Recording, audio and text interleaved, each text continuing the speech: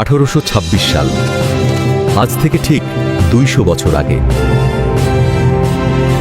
এই সময়ের বাংলা মানে শুধু একটি ভূখণ্ড নয়, এটি ছিল ইতিহাসের এক গভীর সন্ধিক্ষণ, যেখানে প্রাচীন নবাবী ঐতিহ্য ধীরে ধীরে বিলীন হয়ে উঠছিল এক নতুন ঔপনিবেশিক শাসন ব্যবস্থা। আজ আমরা ফিরে যাব সেই 1826 সালের বাংলায়।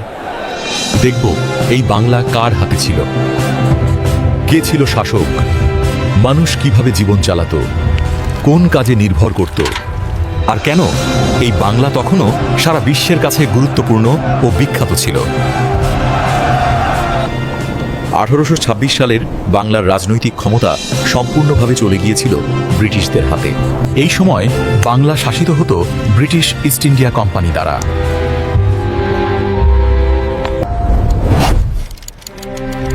পলাশীর যুদ্ধের পর প্রায় 70 বছর পেরিয়ে গেছে, আর এই দীর্ঘ সময়ে কোম্পানি ধীরে ধীরে বাংলার রাজনীতি, অর্থনীতি ও সমাজের প্রতিটি স্তরে নিজের আধিপত্য প্রতিষ্ঠা করেছে। কাগজে কলমে তখনও মুর্শিদাবাদের নবাব ছিল, কিন্তু বাস্তবে তাদের কোনো ক্ষমতাই আর অবশিষ্ট ছিল না।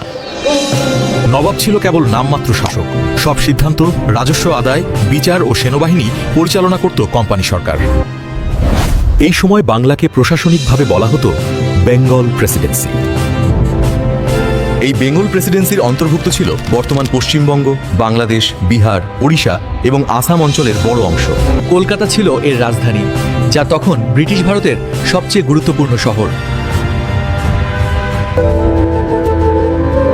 1826 সালের কলকাতা ছিল এক অদ্ভুত বৈপরীত্যের শহর।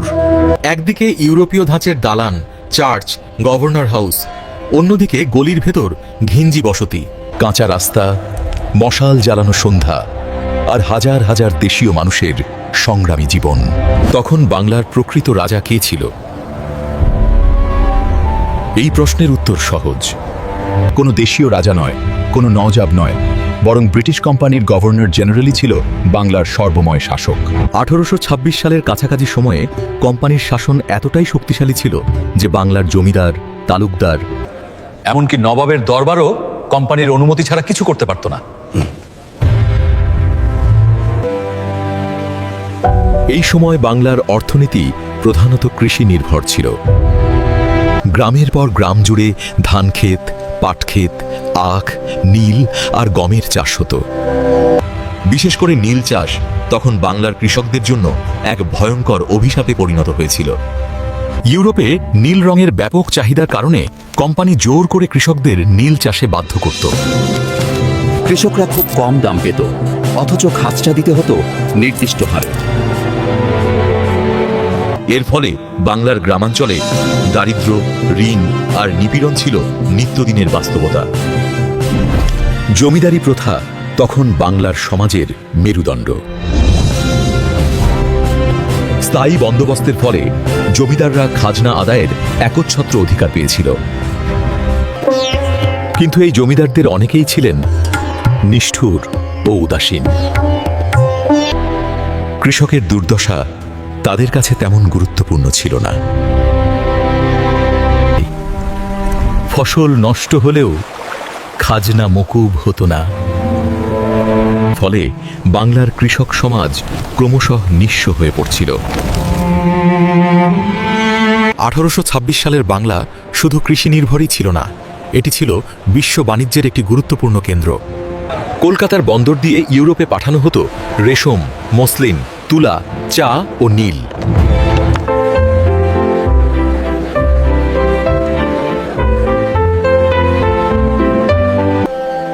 যদ্যও এই সময়ে মসলিন শিল্প প্রায় ধ্বংসের পথে, যতুও বাংলার তাঁতি সমাজ তখনও অতীত গৌরবের স্মৃতি বহন করছিল। শিল্পের ক্ষেত্রে বাংলার অবস্থা ছিল করুণ। ব্রিটিশ শিল্পপণ্যের সঙ্গে প্রতিযোগিতায় দেশীয় হস্তশিল্প টিকতে পারেনি। হাজার হাজার তাঁতি, কামার, কুমোর, স্বর্ণকার কাজ হারিয়ে কৃষিকাজ বা দিনমজুরিতে নেমে আসে। এই সামাজিক পরিবর্তন বাংলার গ্রামীণ কাঠামোকে ভেঙে দিচ্ছিল।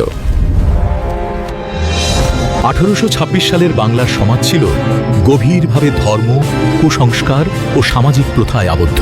সবকিছু মিলিয়ে সমাজ ছিল রক্ষণশীল ও কঠোর। তবে এই সময়েই বাংলায় শুরু হচ্ছিল এক নতুন চিন্তার জাগরণ। কলকাতা ও তার আশপাশে কিছু শিক্ষিত বাঙালি প্রশ্ন তুলতে শুরু করেছিলেন সমাজের এই অন্ধকার দিকগুলো নিয়ে। এই সময়ের অন্যতম গুরুত্বপূর্ণ ব্যক্তি ছিলেন রাজা রামমোহন রায়। 1826 সালের বাংলা তাকে চিনত একজন ব্যতিক্রমী চিন্তাবিদ হিসেবে। তিনি ইংরেজি শিক্ষা, বিজ্ঞান মনস্কতা ও সামাজিক সংস্কারের পক্ষে কথা বলছিলেন। সতীদাহ প্রথা বন্ধের আন্দোলন তখন গতি পাচ্ছিল। যদ্যপি তা আইনগতভাবে নিষিদ্ধ হয় আরও কয়েক বছর পরে। শিক্ষার ক্ষেত্রেও পরিবর্তনের হাওয়া বইছিল। যদিও গ্রাম বাংলায় শিক্ষা ছিল খুবই সীমিত, কলকাতায় তখন গড়ে উঠছিল ইংরেজি স্কুল ও কলেজ। ইংরেজরা প্রশাসনের প্রয়োজনে একটি শিক্ষিত মধ্যবিত্ত শ্রেণী তৈরি করতে চাইছিল। এই শ্রেণী পরবর্তীতে বাংলার নবজাগরণের নেতৃত্ব দেয়। 1826 সালের বাংলার যোগাযোগ ব্যবস্থা ছিল সীমিত। কাঁচা রাস্তা, নৌপথই ছিল প্রধান ভরসা। গঙ্গা, পদ্মা, ভাগীরথী এই নদীগুলোই ছিল বাংলার জীবনরেখা। নৌকায় করে মানুষ, পণ্য, এমনকি খবর আদান প্রদান হতো। রেল তখনও বাংলায় আসেনি, টেলিগ্রাফেরও কোনো অস্তিত্ব ছিল না। সাধারণ মানুষের জীবন ছিল কঠিন, কিন্তু সহজতর ছন্দে বাঁধা। ভোরে ঘুম ভাঙতো, মাঠে কাজ, সন্ধ্যায় প্রদীপ জ্বালানো ঘর, পালাগান, কীর্তন, কবিগান, এই ছিল বিনোদন। শহরে নাটক ও যাত্রাপালা জনপ্রিয় ছিল। বাংলার লোক সংস্কৃতি তখনও জীবন্ত ও শক্তিশালী। 1826 সালের বাংলা কেন বিখ্যাত ছিল? এর উত্তর বহুমাত্রিক। এই বাংলা ছিল ইউরোপীয় বাণিজ্যের স্বর্ণখনি। এই বাংলা ছিল রাজনৈতিক পরীক্ষাগার, যেখানে ব্রিটিশরা তাদের শাসন কৌশল প্রয়োগ করছিল। আবার এই বাংলাই ছিল ভবিষ্যতের এক বিস্ফোরণের প্রস্তুতি ক্ষেত্র, যেখান থেকে একদিন জন্ম নেবে জাতীয়তাবাদ, প্রতিবাদ ও স্বাধীনতার আকাঙ্ক্ষা। এই সময়ের বাংলা ছিল শোষিত, পীড়িত, কিন্তু নিঃশেষ নয়। গভীর অন্ধকারের মধ্যেই জন্ম নিচ্ছিল নতুন চিন্তা, নতুন প্রশ্ন, নতুন মানুষ। 1826 সালের বাংলা তাই শুধু অতীত নয়, এটি ভবিষ্যতের বীজ বপনের সময়। এই বাংলার মাটিতেই ধীরে ধীরে তৈরি হচ্ছিল